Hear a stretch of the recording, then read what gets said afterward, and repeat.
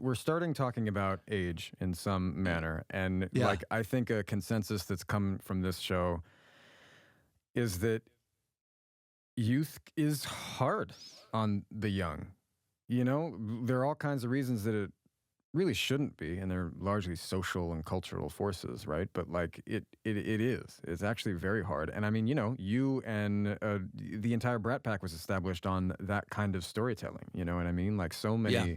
Also, one of the things that you're most known for, take it or leave it, for better or worse, I don't know how you wrestle with it. This heartthrob business, this teenage heartthrob business.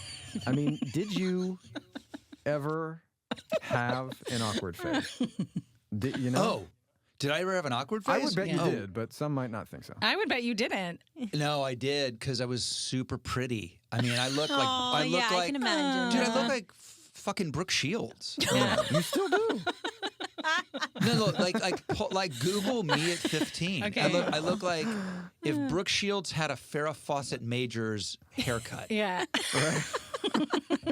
And you know that, like, and guys don't like that. Like other guys, like, hey, you know who I want to play? I want to pick for you know, football today or dodgeball. I want to pick the guy that looks like Brooke Shields. Yeah.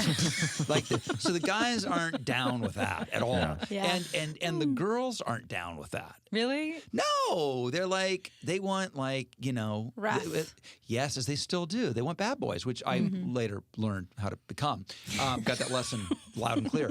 But they want, so I would say for me, it was like, my awkward period was 12 to like 15, 17, which coincides, not coincidentally, with getting a little bit famous. Yeah. Which helps. Yeah. A lot. Did your parents ever say anything to you about that? Did you ever talk to your parents about feeling like too pretty or feeling, you know, like my mother once told me, it wasn't a deathbed confession. My mom passed away many years ago. It wasn't a deathbed, but it was something that she had not chosen to share with me until the fact that she was on her way out, that she was very afraid that my nose wouldn't grow. It's too small.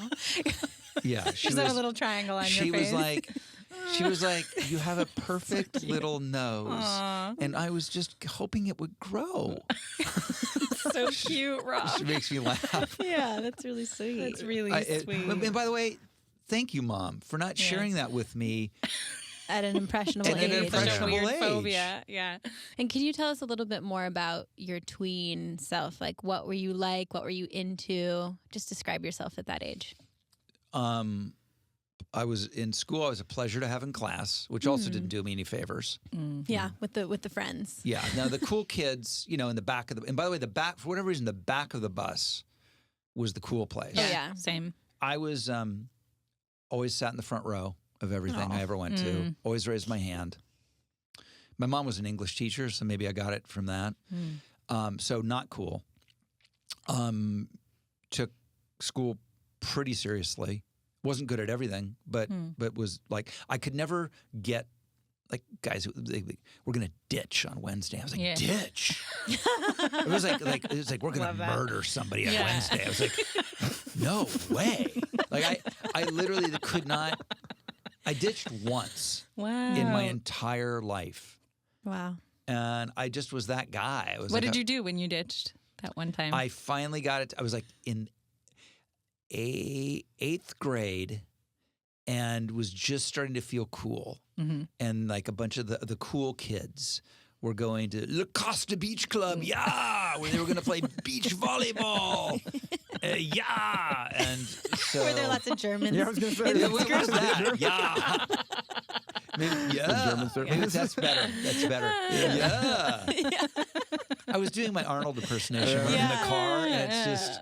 It's with you. Yeah. Once I start doing Arnold, it's over. He becomes my go-to de facto. But that was... So I was really working on my career. I was taking, you know, like when my baseball team, I love playing baseball, like I would have to miss practice to get on the bus to go to auditions. And this is in high school now, right? Yeah. So, in junior high too. Really? You were auditioning then? I was auditioning from the time I got out here, from 13 on. Oh, okay. So that's kind of perfect. That's right where we believe so many seeds are planted. So like, what was your relationship to art and performing then? You know, kind of thinking of its most spiritual essence. At that age, that's when we suddenly are like awake to those things. Like, oh yeah. What maybe just describe yourself then and your experience then. Well, one thing I think about a lot is I didn't have older brothers or sisters. So the only things that I liked and that it was exposed to were the things that I liked and was exposed to. Yeah. Which is a whole thing. Like, you know, like no one ever gave me Led Zeppelin. Like, and I think that's like, I don't think you naturally as an 11-year-old go, wow, I want to listen to Led Zeppelin. Yeah. Or frankly, like it. Right. Yeah. I just don't think you do. No. You like it if your older brother is smoking pot down the way with a girl in the room. All of a sudden you're like, yeah, I fucking love Led Zeppelin. That's so Makes true. sense. Do you know what I mean? So Yeah. there was a whole group, there's a whole like thing that I never got. Like I liked, you know, pop music. I liked what I heard on the radio. I liked Elton John. I liked Fleetwood Mac. Still do. Like I'm dressed like I'm in yacht. Look at what I'm wearing right now. I mean, I not only do I like yacht rock, I'm dressed like I'm working on a yacht. Are you yelling after this? Yeah. I don't know if Penn got the chance to see the pants, but I didn't know. But it's very yachty. Yeah. We'll send you a picture later. Yeah. But again, it goes with my, you know, pleasure to have in class vibe. Easy listening. Or... But I did discover Saturday Night Live on my own at 12. And that was a life changer, obviously.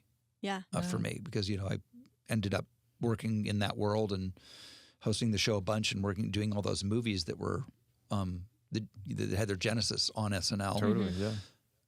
And, you know, I remember seeing One Flew Over the Cuckoo's Nest. I probably would have been, I think 11 or 12.